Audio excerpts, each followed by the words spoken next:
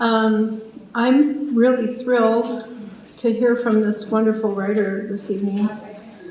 I want to take care of a little business first. The number one thing is please silence your phones. It would be terrible to have a phone go off right in the middle of a dramatic scene. There are drinks on the table back there, so please help yourself. We'll have refreshments after the reading, and JJ will be here to sign books as well.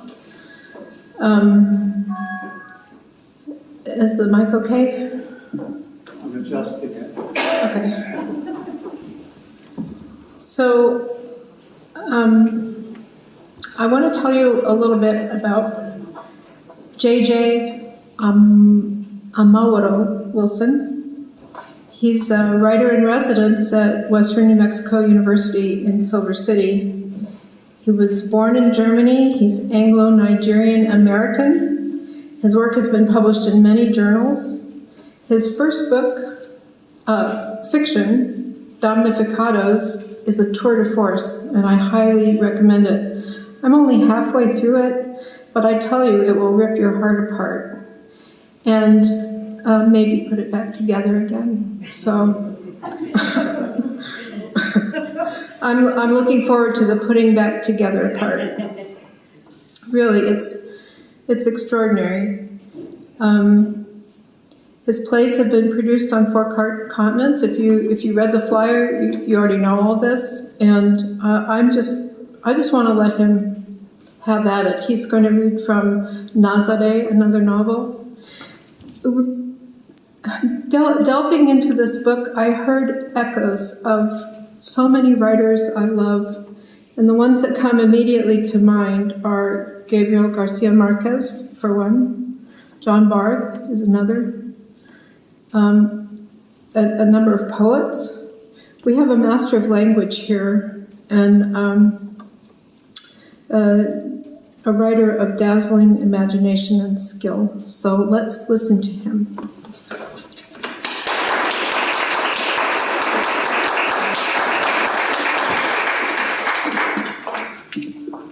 Hello, everybody. Can you all hear me? Yes. Yes. Thank you ever so much for the invitation. Rochelle, thank you for that incredibly generous introduction.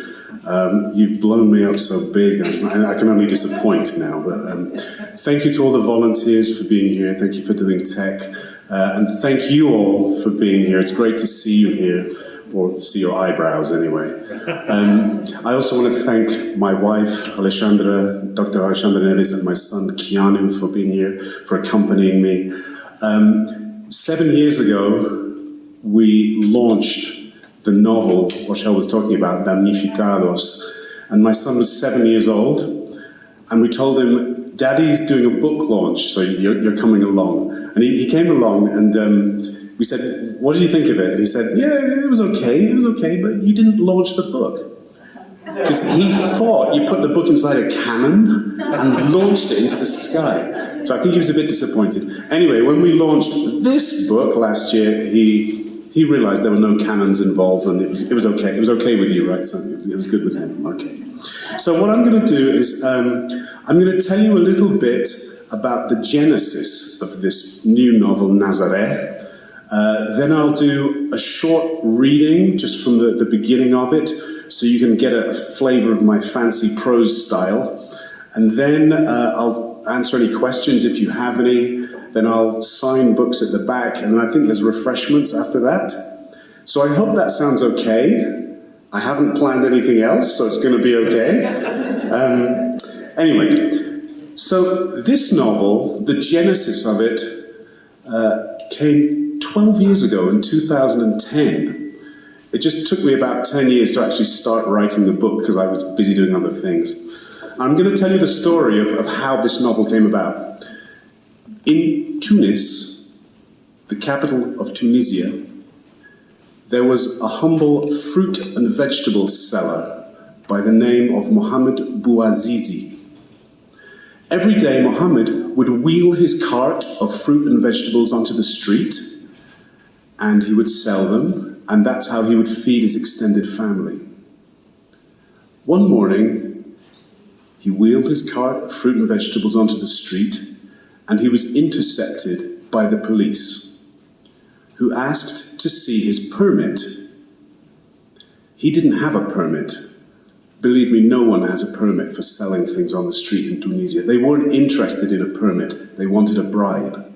But he didn't have enough money to pay the bribe. So the police confiscated his cart. He tried all the legal means of getting his fruit and vegetable cart back. He went from one office to the next. He filled out papers, he begged, he did everything he could. You know Kafka, right? It was like something out of Kafka, going from one office to the next, and he just couldn't get his cart back. After several weeks of this, in his despair, he went and stood on the street outside one of the bureaucratic offices, and he self-immolated. He set himself on fire. 2 weeks later, he died of his injuries. The amazing thing was that the story of Mohamed Bouazizi began to spread throughout Tunis, and all the poor and the working people began to march in the streets because they couldn't make an honest living because of all the corruption and the repression going on in Tunisia. And this movement spread and spread and spread throughout the country, and eventually it led to the ousting of President Ben Ali, who was the dictator who'd been in charge for a couple of decades. Even more amazingly, this movement spread to Libya, Morocco, Syria, Egypt, and as many of you know, it became known as the Arab Spring. The epicenter of the Arab Spring was in Cairo, the capital of Egypt, and particularly in Midan Tahrir, the Tahrir Square. There, do you all remember the Occupy movement, Zuccotti Park in New York? You remember that? Yes. It was very similar to that. They camped out in Midan Tahrir for weeks on end, at great cost, with great courage, because the armed forces were there, spraying water at them, shooting rubber bullets at them. They camped out there until they eventually got rid of President Hosni Mubarak, who'd been in power for 3 decades, another repressive dictator. Quite an astonishing movement. I have a favorite educator, his name is Paulo Freire, he's from Brazil. He has this line, "Quem não briga não tem futuro." He who doesn't fight has no future. And these people were fighting for their futures, and they were fighting for the futures of their children. Now you might ask, why would a German-born Anglo-Nigerian American novelist care about this? Well, the reason is I'd actually lived in Cairo in my 20s, and I actually knew a lot of the people who were involved, and they were the working class. I knew the street sweepers. I used to walk through Midan Tahrir every single day on my way to work, so I knew the street sweepers. I knew the woman who sold me my falafel, which I ate every day. I knew the boabs who looked after all the buildings. So I actually sort of recognized them, not recognized them individually, but I recognized the kind of people who were fighting for their freedoms. So it had a very profound effect on me, and eventually it sort of inspired the novel, even though this novel is not actually about the Arab Spring. Now, when I was doing my research on the Arab Spring, inevitably I found many parallels with other revolutions against dictators. I read all about Tupac Amaru, who was an Inca king who fought against the Spaniards. And just before he was executed, he uttered this immortal line, "I will return, and I will be millions." I read about Toussaint Louverture, who led a slave revolt, which eventually ended up in him founding the country of Haiti, the only successful slave revolt on that scale that ended up in the founding of a nation. I also read about Fidel Castro and Che Guevara, Los Barbudos, the Cuban Revolution, how they swept down from the hills of the Sierra Maestra to take Havana with just 300 men. 300 starving, bedraggled men almost run out of bullets. And the coward, El Presidente Batista, fled Havana in his private jet, carrying suitcases stuffed with Cuban banknotes, and left Havana to Castro. Castro was no saint. He later became a dictator, of course, but what he did in 59 and 60 was quite extraordinary. So I was inspired by all those revolutionaries who'd fought against tyrannies, fought against repressive dictatorships. And so as I was writing the novel, there was one line in my head, something I heard from Toni Morrison, who said, writing should make something beautiful out of something ugly. So you take tyranny, or white supremacy, or the patriarchy, and you turn it into something beautiful and precious through story, through language, through characters. And the other line I had in my head was something I heard from the Syrian composer Malik Jandali during the Arab Spring. And he said, "The power of the people is stronger than the people in power."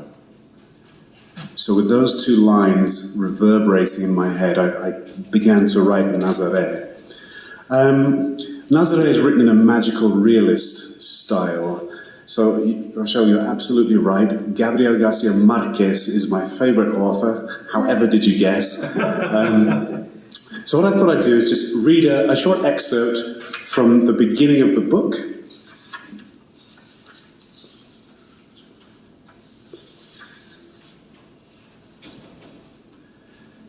At 4:30 a.m. on June 30th, every dog in Bilal began to bark. Pampered pooches in the mayor's palace yelped at the chandeliers. Mangy street hounds growled at a cloudless moon, and guard dogs yanked at their chains and bawled into the dark. It was a canine protest, a crescendo of no, no, no, because that was the moment nature was breached, the moment a 60-ton blue whale washed onto the beach. A boy called Kin rose from a dreamless sleep inside the shipping container he called home. He sensed a change in the atmosphere and a smell of brine and flesh more pungent than ever before. The port along the way was silent at this hour. There was no sound but the insistent wash of the waves. He rubbed his eyes and walked the 50 yards to the beach, past other containers where other children slept, and he saw the whale. At first he didn't know what it was, just a dark mound on the sand, like the outline of a low hill. As he approached, the features began to clarify in the early morning light, the pectoral fin, the bifurcated tail. The whale was stranded on its belly, half in, half out of the water, parallel to the breakers. Gentle waves lapped at its flanks. Oblivious seagulls flew overhead, and a light breeze jostled the grass of the hummocks that fringed the beach. Bilal, city of tinkers and fishermen, slept as the sky turned orange with the first stirrings of the sun. Slowly Kin circled it. He saw water and air bubbling from its blowhole and heard the rumbling of what sounded like a breath emanating from its belly. The whale was a mottled grey. White and black spots covered its back as if a painter had flicked a loaded brush at it. The skin shone with a watery sheen. Kin dared to get closer. The whale's presence was otherworldly, a colossal mass of indistinct blubber. It looked like a fallen zeppelin, and its stench permeated the beach. More people appeared, so now the crowd numbered 100. Some inspected the creature, walked around it in awe and silence. A priest arrived on a bicycle, soon followed by a gang of harlots in fishnet tights, and a drum troupe and trapeze artists from a travelling circus. An acrobat danced on the whale's back. Then came the widows of the 50 lost miners, los desaparecidos. Then troubadours and vagabonds from Bilal's back streets. Kian's neighbours, the homeless kids from the stray shipping containers, emerged. There was an appearance from the Bruja of Laguat, although no one knew it because the witch came in the form of a seagull and observed events from far above. The radio station took a break from its non-stop government propaganda and ran a story on the whale. "It's a gift," said the priest, leaning on his bicycle. "It's an omen," said the fortune teller. "It's big," said the acrobat, still out of breath. A posse of loosely affiliated dogs came nosing along the beach to catch the commotion, tails erect at this new wonder. To them, everything was in two categories, dog or not dog. But this creature seemed to herald a third, undog. Then came 25 believers who gathered sticks to build a fire and sat in a circle around the whale and made incantations and said the whale was a god. Now they would push the creature back into the ocean. 200 people were amassed at the whale's side. Bakers and road workers, farmhands, school teachers, knife sharpeners, cat catchers. They gathered their strength, sucking in the sea air, placed their hands on the colossal wall of grey-black flesh, and heaved with a cry that faded into groans and gasps. The whale didn't move. They brought out shovels and wheelbarrows and dug a vast trench toward the sea to reduce the drag of the sand, to ease the whale's passage to the water. They rasped instructions to one another, mimed and gestured, wheeled away, and even as the new ditch began filling with water, they dumped their loads of sand. They took their places again, and with a shout, they pushed with all their might to roll the great beast into the channel in the sand. The whale didn't move. 3 fishermen, islanders, squat and sunbrowned, appeared reluctantly and tied ropes to the whale's flukes and flippers. In groups of 30, the people gripped the ropes and readied themselves like contestants in a tug of war. All the fishermen joined in, put their shoulders to the whale's back, and at the water's edge, one of the drummers from the circus troupe started up a beat on his djembes. The man who'd been born with 4 arms and now whacked out a rhythm on 4 drums went faster and faster till the sweat flew off him in his frenzy. And as the pounding came to a crescendo and the sun climbed higher, the people of Bilal heaved and shoved and pulled as they'd never heaved and shoved and pulled in their lives. They gritted their teeth and strained every sinew and summoned from nowhere the strength of the ancestors. The whale didn't move.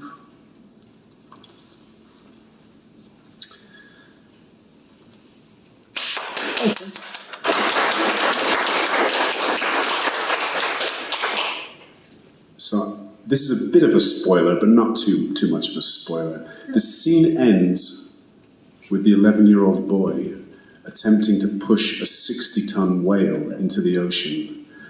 And it's a metaphor for trying to oust a tyrannical dictator. In the words of Nelson Mandela, who was talking about apartheid, it always seems impossible until it's done. And so you have this image of this little boy trying to push the whale into the water. I'm not going to tell you any more at all. I'm not going to spoil it. So you've heard the background to the story. You've listened to a little bit. I was wondering if anyone had any questions at all, either about this book or about the previous book, Damnificados, or about writing in general, or anything at all. Yes, Rochelle. More, please. More? Yes, more. Oh, wow. Read more? Yes, please. From this book or the other one? Either. I know. I'll read a little excerpt from the other one as well. Actually, should I do that? Shall I take the questions first? Yeah, let's do that. Okay, hello. Hi. Is that based on kind of a true story, or is it pure fiction? The whale and the boy pushing the whale? Yeah. Okay, that is pure fiction, but of course it's inspired, like all fiction is inspired by elements of reality. My wife is from Brazil, and we spend some time every year in Brazil. And every morning at about 5 or 6 in the morning, we walk on the beach, and we always see either dead or dying fish on the beach. And a few years back, we didn't actually see it, but we heard that a whale had washed up on the beach.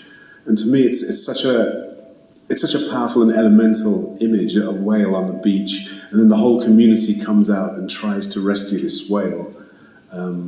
So thank you for your question. It is fiction, but of course based on reality.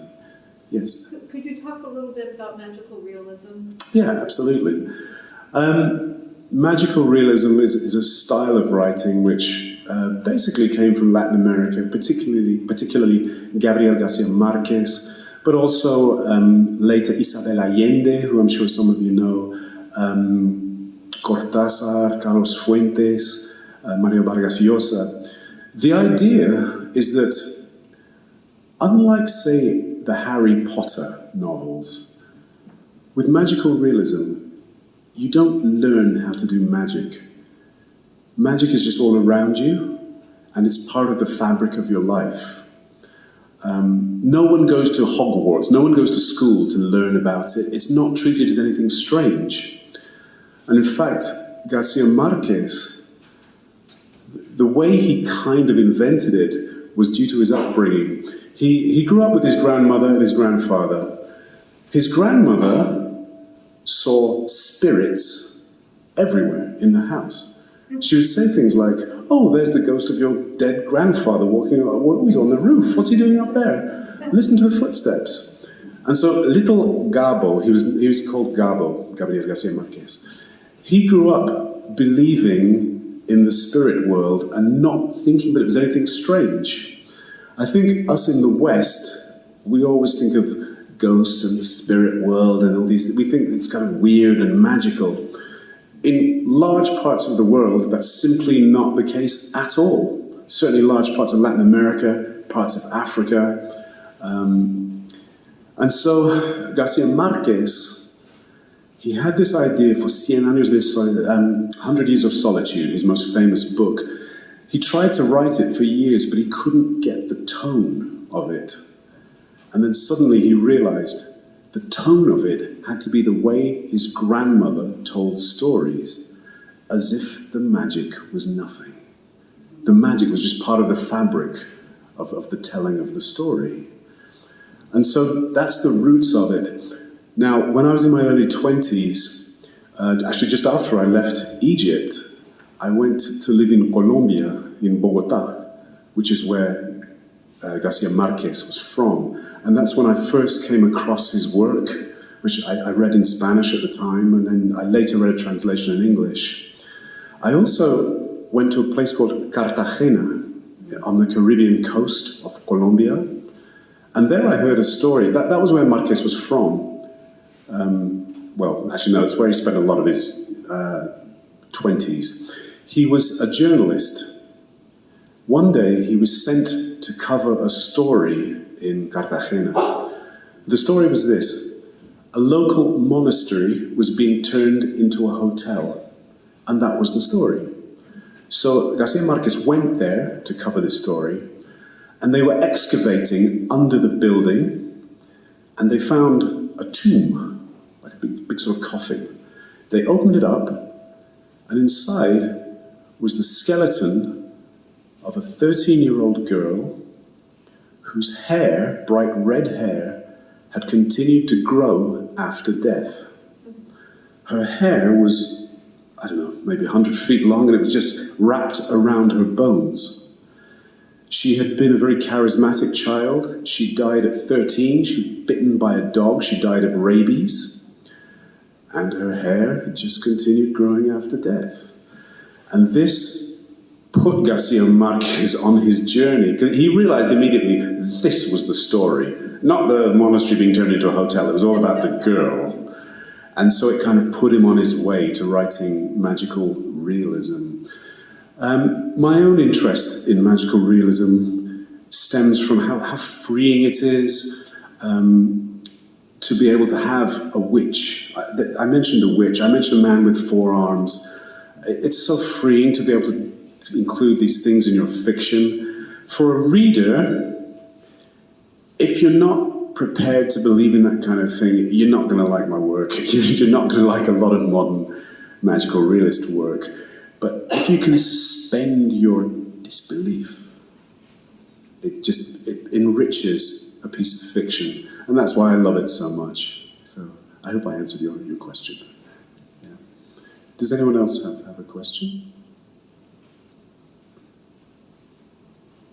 Yes. How do you connect the whale? You know, you talked about all these revolutions by, power of coming people together. And then what you did started reading about this huge whale that did not move.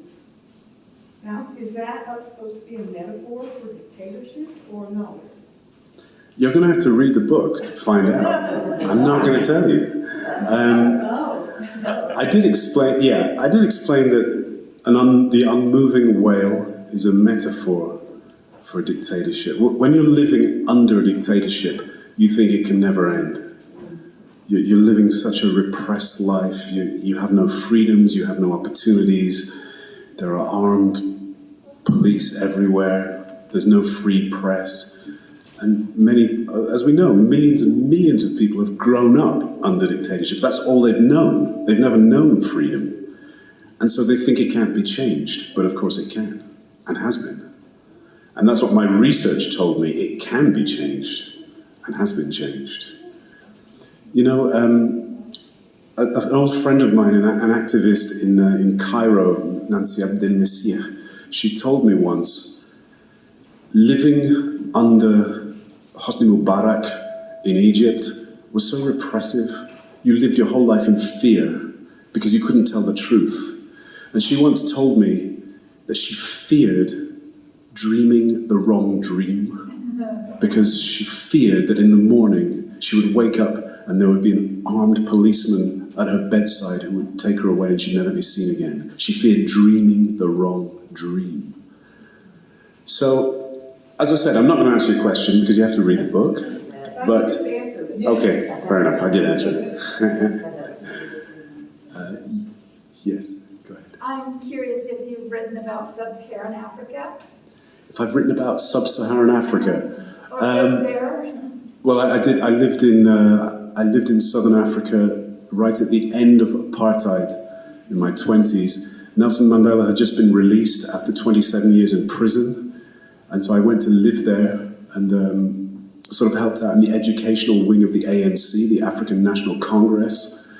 I didn't risk my life or anything. I wasn't in danger, but I did live there for 2 years, and I was there when there was the very first free election in South Africa, when black people for the first time in their history could vote.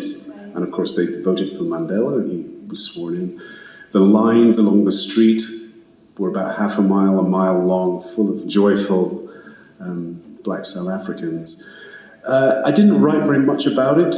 I was still pretty young, in my 20s, and probably not quite mature enough to write well enough about it. But the images of it have always stayed in my mind. The sheer joy of people having a chance to be heard, to have their vote make a difference in their nation. But thank you for that question. Yeah. Yes. You know, the story you were telling about the guy who self-immolated himself because of the card. Yeah. In your studies of other revolutions and stuff, you know, a lot of those type of things were happening around the Vietnam War. Protests and such, the monks were lighting themselves on fire, and they didn't have this same type of cascading effect of bringing about a revolution. What changed? What do you think was the difference between, their self-immolation, because there were many of them that did it, compared to one person, and yet this one person kind of led to this large... Well, that's just a great question, which I'm just not qualified to answer. I just don't know. It's some kind of alchemy. Everything converges, everything happens to make this change happen throughout history. So I'd have to really go into depth and study like an historian, I guess. But the Arab Spring was obviously extraordinary. That's why I was so moved by it. But all the others that you mentioned with the monks, etc., I honestly don't know. I'd have to go away and study them. I'm sorry. I don't know. Follow-up question. Yeah. With the Arab Spring, do you think that many of these countries are starting to fall back into the same type of... Oh, they've already fallen. Yeah. They've already fallen. Only Tunisia has a semblance of democracy. They've already gone back. I mean, Egypt is actually worse than it was under Mubarak. It's under Sisi, who's even more repressive than Mubarak was. It's a disaster. The people I know there, most of them have escaped. They had to get out of the country. But it just didn't last. Yeah. Well, we all know about Syria, Libya, the same, Morocco, the same. Tunisia is the only beacon of hope in terms of democracy in North Africa. Yeah. Yes? I have a question a little bit about your process. Crossing over into fiction and starting your fiction, where did you find that you had to get into a different mindset than the previous work, or you had to be great. a different person almost? Great question. Actually, no. I've written a lot of non-fiction as well, and theatre work, etc. For me, they are different, of course, but all writing has certain basics. For me, all writing needs to tell a story. Even when I'm writing, I write book reviews, I write all kinds of stuff. You've got to have a story. You've got to have a hook. And you've got to have what's called voice. So every author has their own sort of voice. It's like a fingerprint. You're not quite sure why it's theirs, but it's theirs. All good writers have their own voice.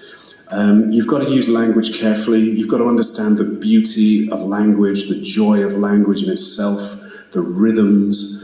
I always say that, you know that noise you make when you hit a fork against a wine glass and it goes ding? To me, prose has to sound right before I can go anywhere. And that's true whether I'm writing fiction, non-fiction, a book review, a play, whatever, and poetry, whatever I'm writing, it has to just sound right. Otherwise I can't quite get into it. I mean, journalists always say, once you've written the first paragraph, everything just follows, because you've got the voice of it.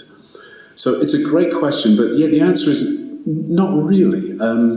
The only thing about the novel is, of course, it's extended. You can follow the characters through. You can have them grow and change, which you can't do with anything shorter. And that's a great joy to me. That's you're living with these characters for, in my case, a couple of years. So that's a great question. Are you a writer by any chance? Yeah, I thought you might be. Thank you. It's a great question. Yeah. Yes. Finding that voice, I think, makes a difference between a book that just flows and reads easily and is really enjoyable by the reader compared to one who hasn't found that voice. Absolutely. Yeah, voice is a very strange thing. It's hard to put a finger on it, but it's a combination of everything that you are. It's everything you've read, seen, heard from your parents and grandparents. It's almost impossible to say where it comes from. So that's why I use the metaphor of a fingerprint. It's like a fingerprint, it's yours. But until you've found your voice, you're not going to write anything that's really yours. You're going to write a pastiche or an imitation. And as a reader, you usually can't explain what it is about a book that just flows for you. That's right, yeah. It's like a good sentence. A good sentence gives pleasure without the reader necessarily knowing why. Exactly. There's just something about it, the music of it, the cadences of it. Yeah. Did anyone else have a question? Did I? Or were you just doing your hair? My someone back there was just... Do you ever find yourself building characters and getting lost in the amount of characters that you have? Getting lost? I have done, but then if I'm getting lost, I realize there's something wrong with what I'm writing, and so I start to jettison some of them. Yeah, but I mean, that has happened. Also, obviously I have an editor who tells me, you know, this character isn't working, get rid of her, get rid of him. But yeah, occasionally. Okay. It's not a problem, generally. Yes? I have a question that I'm having a hard time articulating, and it has to do with the line between truth and fiction. And that's a line I'm very fascinated with. And maybe it's a question for after you read an excerpt from Damnificados, because that, I understand, there grew from a situation that has a basis in historical fact, the abandonment of that building that you focus on. And where are the parameters? I mean, how do you, as a fiction writer myself, I struggle with this all the time. How do you incorporate historical, verifiable fact, or, you know, what especially now at a time when it's really important to distinguish between fact and not fact. And or is it, is this an issue at all? Okay, well, I would say this says Nazare, a novel. So, and this says Damnificados, a novel. So that just means we took liberties. I just took liberties with the facts. It's a great question. And maybe if I tell you briefly, I don't want to take too long, about this book, Damnificados, I can kind of answer your question through this. So this novel, Damnificados, is based on, well, I'll tell you the story. I was in Venezuela, in Caracas. I was on a book tour, and I got there very late at night, and I was jet lagged and I couldn't sleep. So I went for a long walk. I walked for hours and hours. Caracas is quite a dangerous city, so it was a pretty stupid thing to do. But anyway, I came across this huge tower block, and it was clearly unfinished because there were building blocks and rubble everywhere, but there were clearly people actually living in it, because I could see there were lights on and there were people strolling around on the walkways. And I thought, wow, that's kind of interesting. So I just walked around it. It was about 2 a.m. at this stage. I walked around it. I got to the front, and there were some armed guards by the door. And I thought, oh, better get out of here. So I thought, oh, I'll go back to my hotel. So I left. I hailed a taxi to try and get me back to my hotel. And I remember this taxi driver. He was like something out of a novel. He had this huge, great stomach, and he was constantly smoking. And I remember asking him, ¿Qué es eso? What is this? And he went like this. He went, es una torre. It's a tower. I said, okay. Sí. And I said, sí, pero no está completa. It's not finished. And he went, no. And then I said, pero hay personas que están viviendo en la torre, no? There's people living there. And he said, sí. And then I said, ¿quién son? Who are they? And he said, ¿quién son? Son los damnificados. They are the damned, is what he said. They are the damned. And so I always remembered this. They are the damned. I thought it was such an interesting thing to say. Anyway, I got back to my hotel. Later, I found out about this tower. This tower was Torre David, the Tower of David. It was built to be a sort of symbol of Venezuela's newfound riches. Do you remember Venezuela had an oil boom? I don't know if any of you know about this. In the 70s, it had an oil boom. It suddenly was supposed to be really rich. David Brillenborg, the financial backer of this tower block, died. And the boom, the oil boom, what happens to a boom? Yes. It goes bust. The boom bust, and money ran out, and the tower was never finished. So this was this huge skyscraper, unfinished, in the middle of Caracas. Caracas has tens of thousands of homeless people. And so one night, about 600 of them moved in. They just took it over. They squatted this tower. It's here, actually. It's right on the front cover. And what happened was that they built an astonishing community. Now, all the sort of wealthy people in the media said terrible things about this tower. They said it was fuera del concurso de la ley. They said it was beyond the reach of the law. They said it was la anti-residencia, the anti-residence, the anti-housing. They said bad things about it. But actually, it was an astonishing place. They used great creativity to build this community. The elevator was broken, so they couldn't, you had to walk up. So what they did was, they built wooden ramps around the sides of the tower, and they got these boys on mopeds to give people rides to the top for a couple of pesos. Right at the top of the tower, there was a helicopter landing pad. Now, they realized they were never going to own helicopters. They were homeless people. So what they did, they built an outdoor gym on top of the tower. Of course, they didn't have any money for expensive gym equipment, and so they used the leftover building materials. They used rebar, they used the bricks to make weights. So they built this. They also, they turned the atrium into a basketball court so that the young people would have something to do, so they wouldn't get into drugs and that kind of thing. The whole community was run by an ex-gang member who was a born-again Christian. He was extremely strict. There was no drugs allowed in there, no prostitution was allowed in there. Every floor of this tower had a cleaning rota. They had to keep it spotlessly clean so there would be no vermin. And the strangest thing happened in that it wasn't only homeless people who wanted to move in there. Because this tower was so orderly and organized and well run, suddenly the middle class wanted to move in. There were teachers, there were nurses. They realized they would be safer and have a better quality of life in this abandoned tower than they would outside in Caracas. And that's why they had to employ 2 guards with machine guns at the front of the building. It was to stop people from getting in. And those are the guys I saw. So I read all about this, and I researched it, of course. And I just thought it was such an extraordinary story that I decided to fictionalize it.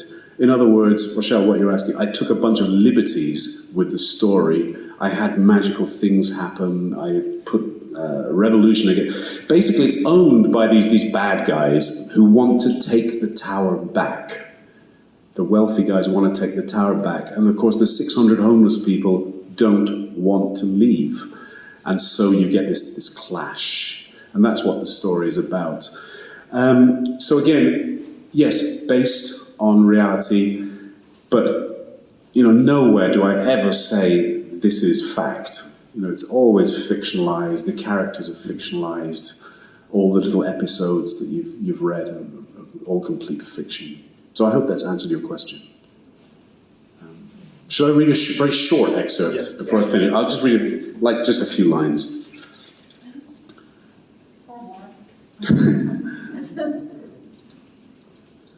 Sorry, I haven't read this for years. I don't even remember writing it, actually. Okay. The skyscraper was the 3rd tallest building in the city, and from the highest floor, you could look down on the backs of birds gliding on air. The building had stood empty for a decade, pockmarked by bullet holes, paint peeling in the sun, flaking away like a layer of skin. And a posse of graffiti artists had looped their messages in cartoon writing on the back of the building. Libertad, Torre la Mierda, Cojones, Viva la Revolución, and a fresco of soldiers in silhouette marching to hell. Surrounded as it was by the low-rises, the monolith took on the aura of a bully. With its 600 eyes, it watched the world, and its shadow moved like the hands of a clock, blotting out the surrounding bodegas and wastelands and cinder block houses for minutes at a time. Over that decade, the glass had fallen out the windows or been smashed by stray birds and bats till the building's eyes were hollows. And with the glass gone, the wind lassoed its ghost whistles around and through the skyscraper's neck, shooting in and out of its arteries and whooshing down its lungs. Some winter days, the building would sway like a dancer. Beautiful.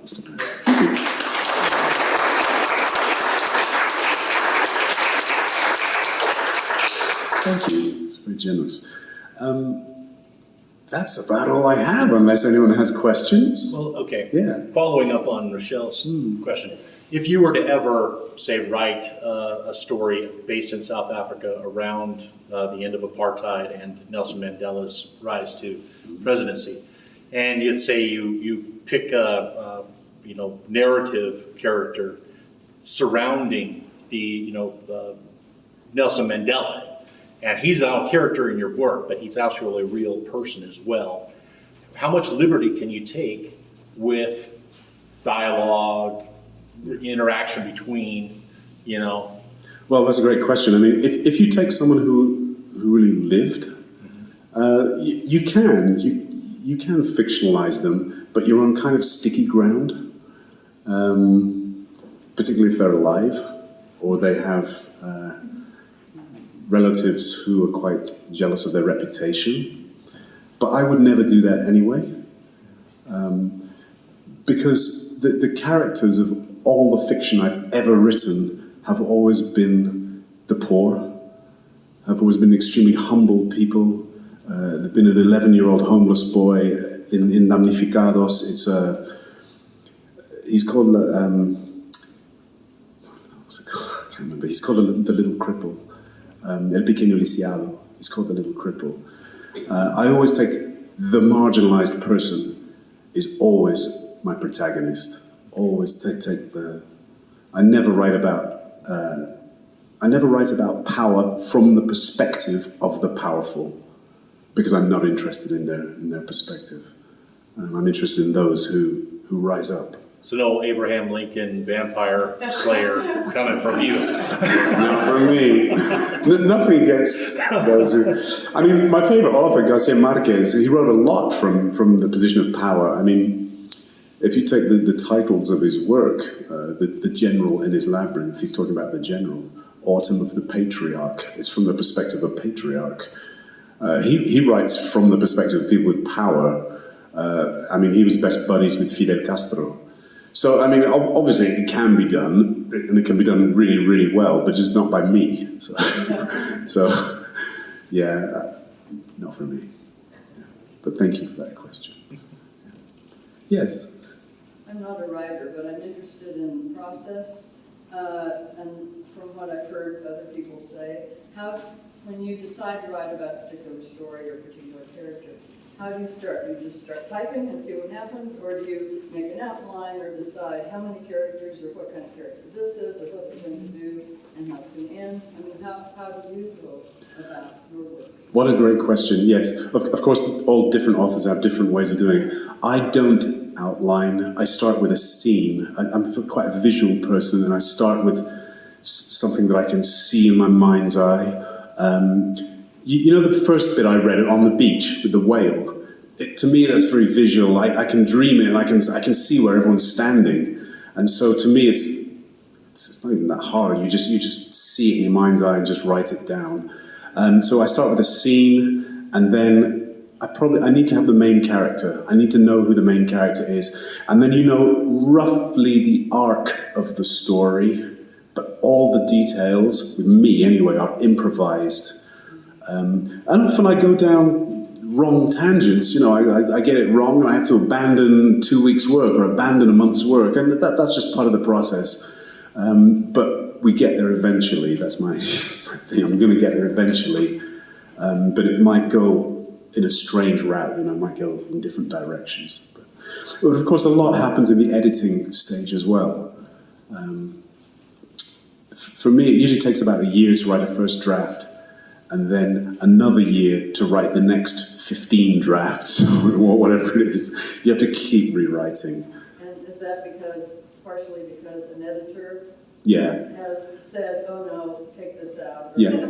it's too long, or it's not long enough, or Yeah. this is long enough? Exactly, yeah. Well, firstly, I have family readers. I have a very literate family who read the work and offer critique.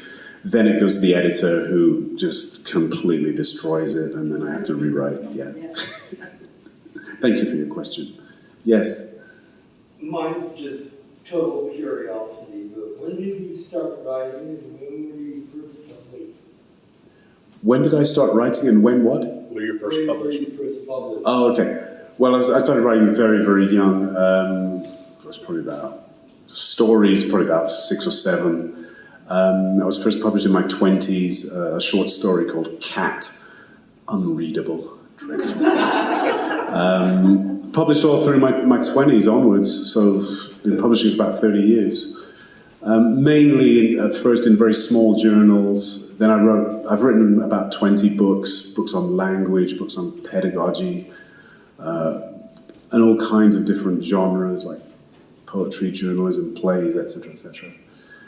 Was that your question? Yeah. Yeah, thank you for that question. Yes, Rochelle.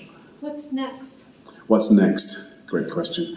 I'm working on something I could tell you, but I'd have to kill you all. So, no, okay. I'm very interested in what's happening with refugees at the moment, what happens to the individual and to the world and to communities when millions of people are moving across a landscape, they've lost their home, they've lost all their possessions, and they have to start again. I'm just interested in that. It might be too big a theme for me. I've only just started something on it. We'll see. But I know one thing, it's going to be about power in some form or other. It's going to have a humble, probably a poor young man or woman as the protagonist.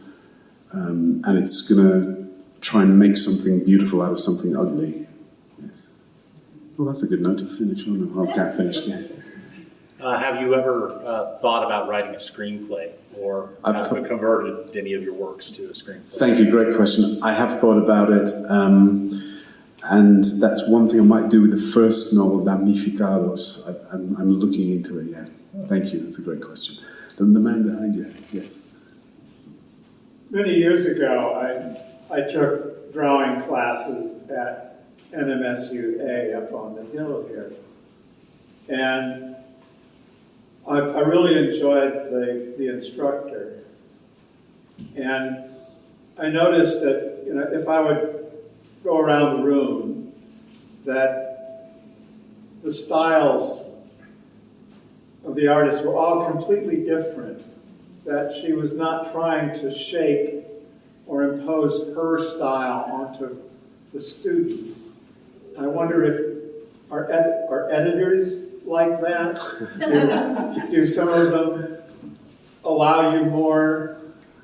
Chris, that's a great question. A good editor doesn't do that, doesn't impose anything.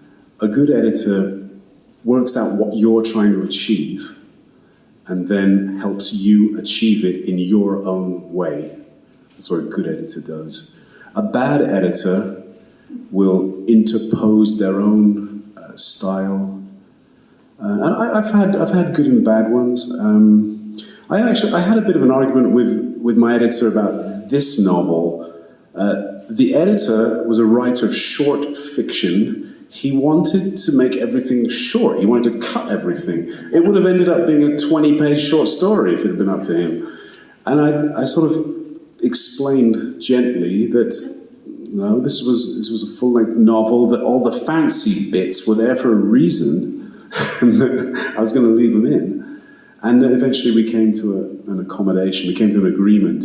It's a very good question, and that's my answer. A good editor does not impose their own style at all. They work out what the author's trying to do. Yeah. Yes. I'm curious about what you're doing in Silver City. What does a writer in residence do, and how long are you there? Okay, writer in residence is usually a 1-year position. I've been writer in residence for about 12 years because they've completely forgotten that I exist. They gave me an office and a laptop and lots of space and all the privileges of being at a university. I don't even have to teach there, and they just let me get on with it. But I would say, it's not quite that simple. I would say I do organize various writing events. I organized a festival for 10 years. Whenever I go and give a talk, like this one, for example, on the flyer is Western New Mexico University. So I sort of do represent the university. I've been, in the last 10 years, I've been to around 30 different countries giving talks. And so the name Western New Mexico University gets out there, even if just in a small way, because of me. Because I say I'm from Western New Mexico University. So there is a tiny benefit to the university, but basically I think they forgot about me. Wow. But they still pay you. Not very much. Yes. Last question from me. Is Oh, yeah. your wife and your son your editor? My wife and son, what? Is your wife and your son your editor? No, my editor. They have read the work, but usually after it's in book form, because I'm terrified of what they're going to say. Thank you for that question. Rochelle, did you have? Even though you've been talking about almost nothing else since you started talking, I want to hear some more about art as a protection against, a bulwark against, a sword against tyranny. Art Yes. as a sword or a bulwark against tyranny. Yeah. Wow, well, that's a big topic. I'm going to start by talking about what happens in so-called developing countries. In so-called developing countries, particularly Latin America and Africa, the writer is a public intellectual who is relied upon to tell the truth, particularly the fiction writer. Now that might sound very strange, but if you are living under a dictator, under a repressive regime in, say, Latin America, maybe 40, 50 years ago, you would not read the newspaper to find out what was going on, because the newspaper was either censored or it was owned by the government. To find out what was going on in your country, you would read fiction. You know, 100 Years of Solitude, we in the West, we regard it as this magical, fantastical thing. In Colombia, they think it's a history book. They really do. They think this is how it was. There was a massacre of 3,000 workers in the main square in a town in Colombia. Was it in the newspapers? No. It was completely covered up. But it was in 100 Years of Solitude. Because Garcia Marquez was free to tell the truth because he wrote fiction. Now, I know that's a paradox, but that's the way it is. Same for most of the 20th century, in most, maybe about half of the 20th century, in half the countries in Africa and Latin America, very repressive regimes. If you wanted to find out what was going on, you read fiction, you read poetry, you read short stories. If you were in Chile, you read Pablo Neruda. If you were in Kenya, you read Ngugi wa Thiong'o, who famously wrote his novel, The Devil on the Cross, on state-issued toilet paper because he was in prison, and he had to smuggle out state-issued toilet paper which had his novel on it, which criticized the government, which was why he was in prison in the first place. So, for authors in developing countries, that thing about writers protecting the truth has always been absolutely it. They tell the truth. Writers must tell the truth. If you want to look at other cultures, you look at the work of George Orwell. Orwell wrote a lot about books protecting the truth, books being a bulwark against tyranny. There's loads of other dissident writers. I can think of Solzhenitsyn from Russia, who wrote the Gulag Archipelago. He told the truth, had to get out of Russia. There's so many. So for me, from where I come from, having lived in Africa and Latin America, had many of my most important years there, I've always felt the same, that the writer's role is to tell the truth. And by telling the truth, we protect ourselves against tyranny. So I don't want to lecture anymore because I'm going on and on and on, but it's a great question. It's a huge topic. I've written about it a little bit, but it's a great question. Well, we've come as a society to regard the arts as disposable, as not important, and they may be the most important thing we have. Absolutely. I personally, I don't think they're disposable at all. And I know that in those countries, particularly Latin America, Africa, parts of Asia, they're not disposable at all. That's how people learn what's really going on. I mean, take Ai Weiwei, the Chinese dissident artist. He's exactly the same. I think it's the people who have the money have been looking that way, and it's been that, at least in the United States, for the last 30 years or so. They seem to be cutting budgets for the arts in public schools, Yeah, absolute disaster. Yeah. On that happy note, any other questions? Yes.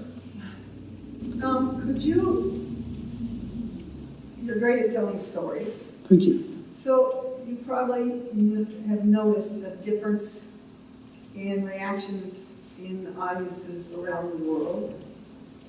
So I was curious if you remember any reaction like in the first world to your presentations that you remember, one incident compared to in the third world or the developing world reactions to your presentations. Just vignettes of. Okay. I'm going to have to say there's no such thing as the first world and the third world. There's only one world. So I just want to mention that. I can't answer a question about first world and third world. There's only one. And developing and developed countries, I would also put in inverted commas, because we in the West are far less developed in many ways than ancient societies, in my opinion, certainly in matters of the spirit. That's a really interesting question. I can't really tell a story about differing reactions. I tend to just try and tell stories, to try to engage, and people generally smile or they fall asleep, and I don't have any stories to tell. I'm sorry, you've got me at a loss. But you're talking particularly in developed countries, right? Well, it seems to me what you've been saying is that you almost have to fictionalize, like Marquise, fictionalize the truth. Whereas possibly in the West, there's not this expectation to find the truth in fiction. I don't know. Okay. That's why I was wondering if you remember any particular questions or incidents. I don't actually. Also, when I've written the book, when the book is out in the world, it's no longer my business what people think of, whether it's fact or fiction, whether they like it. It's just not my business anymore. It's gone. It's done. I said I can barely remember writing this book. It's actually true. I can't remember it. It's gone. It's out in the world. It's up to people to make what they will of it, whether they think it's too close to the truth or too much magic. So I tend to think once I've done my best and I give it my best shot, I write a load of drafts, it gets heavily edited, then you just put it out into the world and it exists beyond the author. It's not my business anymore what anyone thinks of my books. once they're published. And I would say the same about, yeah, let me leave it at that. Yeah, so, yeah. Thank you for your question. Yes. And forgive me if this is already common knowledge, but I was just looking for your books on audiobook. Do you have any, or are you No, doing it on audiobook? I don't have any yet. I've talked about my publisher. I talked about this with my publisher about a year ago. Nothing so far, but I know he's PM Press is planning on looking at both of them, doing both of them, but nothing yet. Thank you for asking. Yes. All right, one more. How many books have you written? I've written around 20, authored or co-authored. Only 2 novels, these 2, which will be on sale over there in approximately 30 seconds. Thank you, everybody.